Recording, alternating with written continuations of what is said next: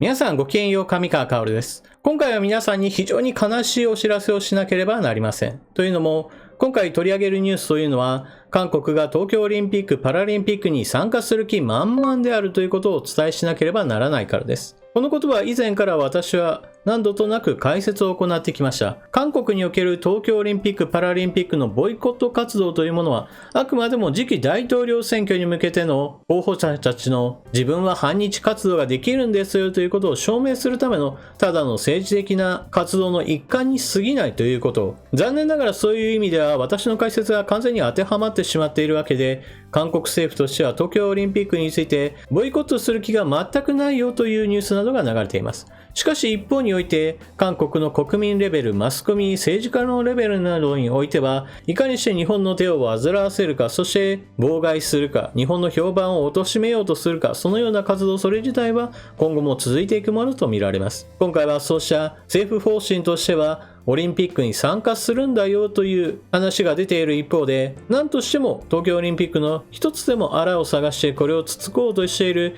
韓国のマスコミについて取り上げていこうと思います。それでは関連ニュースを見ていきましょう。韓国文化体育省、オリンピック不参加を事実上否定、政治とスポーツを分離。韓国の文化体育観光部長官は21日、東京オリンピック・パラリンピック大会組織委員会の公式ホームページの日本地図に竹島が表示されていることを受け、東京オリンピックをボイコットすべきだとする主張が出ていることに関連し、政治とスポーツを分離して判断しているとの立場を示した。この日開かれた国会文化体育委員会の質疑で答弁した。東京オリンピックをボイコットする可能性を事実上否定したものと受け止められる。また、オリンピックに出場するかどうかは全面的に選手たちの意見が最も重要ということに同意するかと問われ、そう考えると答弁した。オリンピック関連の日本地図に北方領土が含まれていたことに反発しているロシア政府との共同対応については、外交部の立場をまだ聞いていないが、竹島問題と関連しては、政治とスポーツを分離するという原則があるとし、積極的に対応するかは、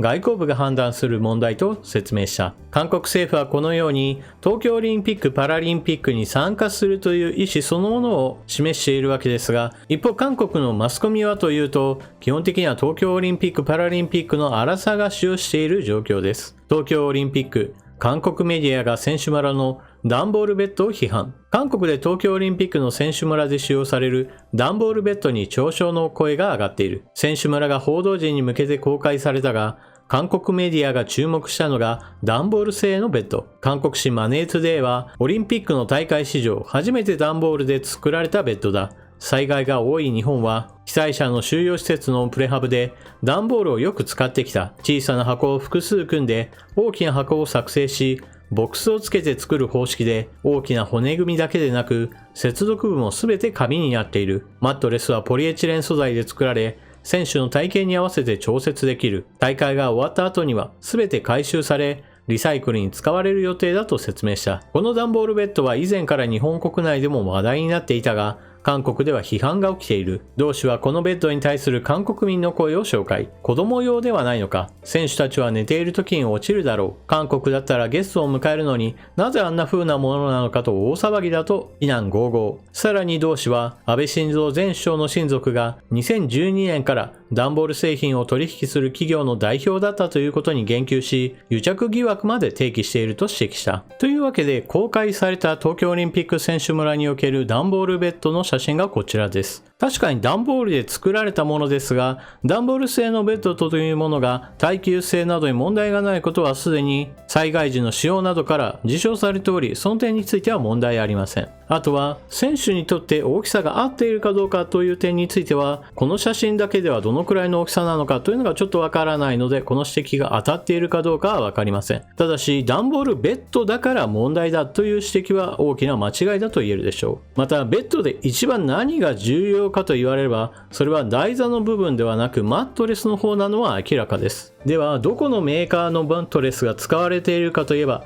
それはエアウィーヴです。マットレスは高反発のものがいいのか低反発のものがいいのかという論争はありますが、少なくともエアウィーヴはスポーツ選手の中でも使われていることで有名で、そうした意味では選手村に提供されるマットレスとしては私は全く問題ないと思います。エアウィーヴの公式サイトではこのような説明がされています。エアウィーヴはオリンピック・パラリンピックのような最高の舞台を目指し、常にベストな状態を求め続ける人たちから選ばれ続けることを目標に製品開発に取り組んでまいりました。この度選手村に供給する寝具は当社のこれまでの知見と技術を結集させ、約3年の年月をかけて開発した製品です。4年に一度の大舞台に臨む選手一人一人が最高のパフォーマンスを発揮できるよう、過去最高の寝具を通して選手の皆様を応援しますということで、ベッドに一番求められるマットレスについて私は問題はないと思っています。まず第一に、韓国において東京オリンピックをボイコットするべきだという声があること、それ自体は